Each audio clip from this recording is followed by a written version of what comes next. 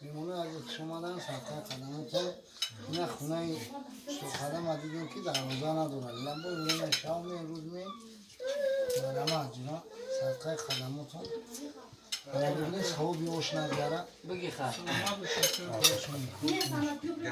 علیه وطن مرا ایست کرده که او دوش خیلی توزه هم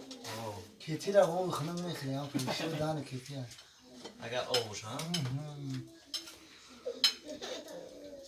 خب دوستان عزیز در برابر اونه که قدم قربان استعداد خوب دارد در برابر اونه که واقعا ما هنر گذاشت تمام مردم را حتی بیرون از تاجیکستان را در حیرت گذاشت در این برابر مهمان نواز خوب هم بوده است و اگه قدم آش اختم بختیم اونیم دیدی چقدر شریعته و آش را بعد از خودشون تیار کردن من برای همه شما را گفتم که تو شنخ نمیدونه برین اگر رفتنه سوم شبتین بهترین شخصیت هستن در برابر خاکسار بودنشون واقعا بار دیگر میگویم که مهمان نواز خوب من هستن دو میمون تشکر که اگر تو نمک مرا نخرکون کچه